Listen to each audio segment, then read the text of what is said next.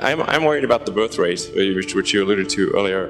The contrary to most people think we have like too many people on the planet, but actually this is an outdated view. This is assuming that AI is fine, assuming that there's a benevolent future with AI.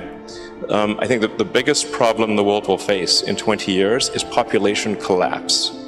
I want to emphasize this. The biggest issue in 20 years will be population collapse. Not explosion, collapse. It's very easy to see what the world will look like in 20 years because humans have a 20-year boot sequence. So like you say, okay, well, who was born last year? Okay, now you know what the world looked like in 20 years. It's that easy. Accelerating collapse. And then the common rebuttal is like, well, what about immigration? Like, from where? But Mars needs people. Mars needs people. There's 0 people there right now. So right now it's just a machine planet. There's only some robots there. I think, first of all, I think humans will solve environmental sustainability. In fact, this is a self-fulfilling or unfulfilling prophecy. We must take immediate and dramatic action, and continue the momentum towards environmental sustainability. And China is actually the world leader in this. In fact, I'm not sure how well it is known outside of China, just how much China is a world leader in environmental sustainability. It's extremely impressive. I mean, I think half of all the electric cars in the world were made in China last year, something like that. So I don't mean to suggest complacency, but I do think humans can and will solve sustainability. If you're in an aircraft and you look down, they say, if you dropped a cannonball, how often would you hit a person? Basically never. In fact, there's stuff falling in from space all the time. Natural meteorites, old rocket stages, all the time. But nobody worries about it because in fact, all humans on Earth could fit in the city of New York on one floor. Don't even need the upper floors. So that's actually, the cross-section of humans as seen from Earth is extremely tiny, basically vanishingly small, almost nothing.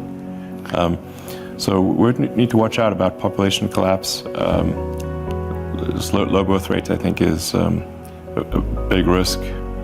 And it's also not exactly top secret. You can go look at the Wikipedia, birth rate. So, and this is definitely the civilization ends with a whimper, not a bang, because it would be a sad ending, where the average age becomes very high, and really the youth are effectively de facto enslaved to take care of the old people. This is not a good way to end. I think people are going to have to regard, to some degree, the notion of having kids as almost a social duty within reason. I mean, just if you can and you're so inclined, you should. Otherwise, civilization will just die, literally. The birth rate is strongly correlated to, it's inversely correlated to wealth, inversely correlated to education, and correlated to religion. The more religious you are, more kids you will have.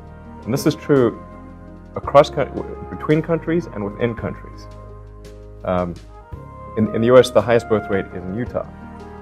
We are going to face, in the mid part of the century, and particularly the latter part of the century, a demographic implosion, the likes of which we haven't seen, including the Black Plague. The math is obvious.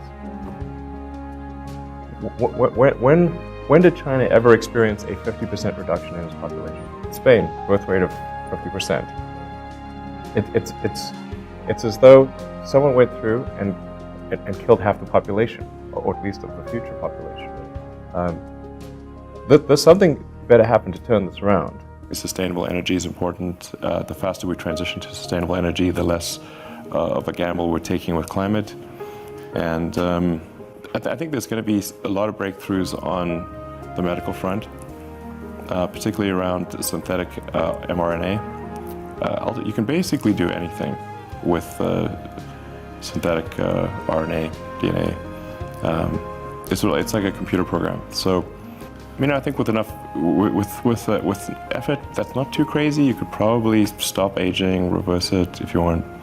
The important thing appreciate is that we are going to exit the fossil fuels era. So it is inevitable that we will exit the fossil fuels era, because at a certain point we will simply run out of carbon to mine and burn. The goal is to exit the era as quickly as possible. That means we need to move from the old goal, with the pre-industrial goal, which was to move from chopping down forests and killing whales, to fossil fuels, which actually, in that context, was a good thing. But the new goal is to move to a sustainable energy future. And we want to use things like hydro, solar, wind, geothermal. Nuclear is also a good option in places like France, which aren't subject to natural disasters. And we want to use energy sources that will be good for 1 billion years. So how do we accelerate this transition away from fossil fuels to a sustainable era? And what happens if we don't? So if we wait, and if we delay the change, the best case is simply delaying that inevitable transition to sustainable energy. So this is the best case if we don't take action now. At the risk of being repetitive, there's going to be no choice in the long term to move to sustainable energy. It's tautological. We have to have sustainable energy, or we'll simply run out of the other one. So the only thing we gain by slowing down the transition is just slowing it down. It doesn't make it not occur. It just slows it down. The worst case, however, is more displacement and destruction than all the wars in history combined. Okay, these are the best worst case scenarios. So then we have about 3% of scientists that believe in the best case, and about 97% that believe in the worst case. This is why I call it the dumbest experiment in history ever. Why would you do this? So the reason that the transition is delayed or is happening slowly is because there is a hidden subsidy on all carbon-producing activity. In a healthy market, if you have, say, 10 euros of benefit and 4 euros of harm to society, the profit would be 6 euros. This sort of makes obvious sense. This is where the incentives are aligned with a good future. This is not the case today. But if you have the incentives aligned, then the forcing function towards a good future, towards a sustainable energy future, will be powerful.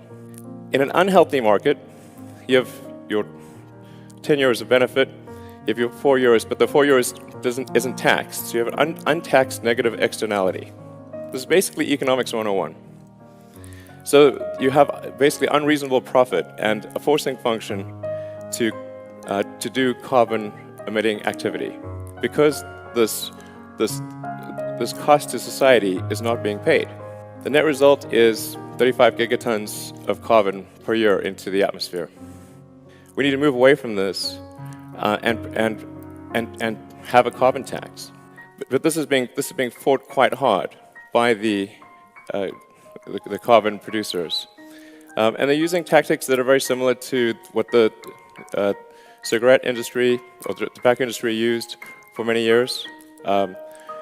They would take the approach of, even though the overwhelming scientific consensus was that smoking cigarettes was bad for you, they would find a few scientists that would disagree, and then they would say, look, the scientists disagree. So that's essentially how they would try to trick the public into thinking that smoking is not that bad. The solution, obviously, is to remove the subsidy. So that means we need to have a carbon tax, and to make it sort of something which is neither a left nor a right issue, we should make it probably a revenue-neutral carbon tax.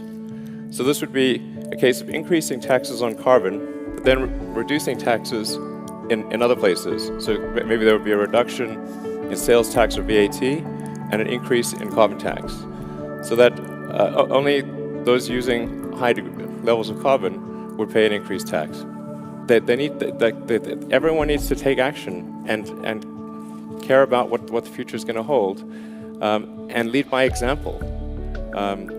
So even countries that are quite dependent on fossil fuels, if they just change their tax structure, they can move away from that in a way that's not super disruptive to the economy.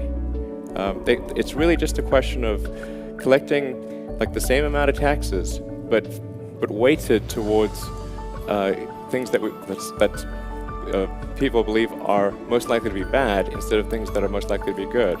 And we do this already in our tax code. We tax alcohol and cigarettes much more than we tax fruits and vegetables. It's just sort of the sensible thing to do. And nobody, you don't hear countries saying, well, we make lots of fruits and vegetables, so like we want low taxes, or we make lots of alcohol and tobacco and we want lower taxes. Like, that's a silly debate. It's gone. And I think the same thing applies to carbon emissions. Just adjust the tax code, and the right thing will happen over time.